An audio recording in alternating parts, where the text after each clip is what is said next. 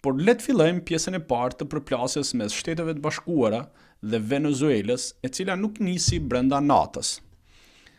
Ajo është produkt i një zinxhiri vendimesh politike, sanksionesh ekonomike dhe përshkallëzim ushtarak që datojnë që nga mandati i parë i presidentit amerikan Donald Trump. Që atëherë, marrëdhëniet mes Washingtonit dhe Caracasit kanë kaluar nga presionet diplomatike të përballja e hapur, duke kulmuar me arrestimin e Nicolas Maduros dhe sjelljen e tij para drejtësisë amerikane. Por para se të flasim për operacionin e arrestimit dhe përplasjes në mandatin e parë të presidentit Trump, të flasim pak për historikun.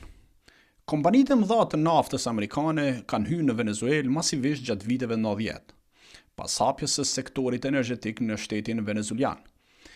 Kjo periudhë njihet si apertura petrolera, kur qeveria e asaj kohe lejon kompanitë e uja të investonin, prodhonin dhe bashkëpunonin me kompanitë shtetërore të Venezuelës. Gjatë kësaj faze hynë në Venezuelë gjigantët si Exxon Mobil, Chevron, BP, Total Energy dhe Eni.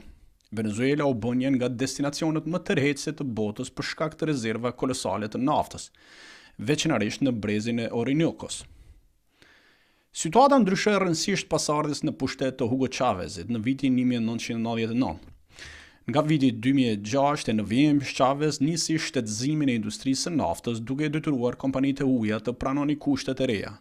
Shteti venezuelan të kishte shumicën e aksioneve dhe kontrollin real të prodhimit. Disa kompani pranuan, të tjerat u larguan. Kompanitë amerikane si Exxon Mobil dhe ConocoPhillips u tërhoqën pas mosmarrëveshjeve dhe proceseve gjyqësore ndërkombëtare për konfiskim masetësh. Me tërheqjen e kompanive amerikane, Hugo Chávez kërkon t'i zaventësojë kapitalet amerikane dhe evropiane duke afruar me Kinën. Kjo e fundit me kompaninë e saj shtetërore China National Petroleum Corporation, e cila hyri në Venezuelë në vitin 2007, duke bërë marrëveshje me kompaninë shtetërore të asaj kohe të Venezuelës. Kina ofroi $10 miliardë kredi për shtetin e Venezuelës që i garantoi ato me naftë në formë kolaterali, duke siguruar akses afatgjat në rezervat venezuelane, veçanërisht në brezin e Orinokos. Kjo ndodhi edhe pasi Kina donte siguri energjetike afatgjat, ndërsa Venezuela kishte nevojë urgjente për para dhe mbështetje politike.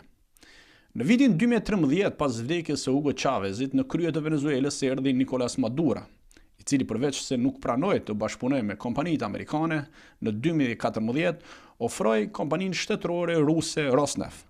Në vitin 2016, presidenti Trump erdhi në krye të Shtëpisë së Bardhë dhe pas disa negociatave, Maduro nuk pranoi kushtet amerikane dhe kthimin e kompanive amerikane, dhe situata u përkeqësua edhe më tej.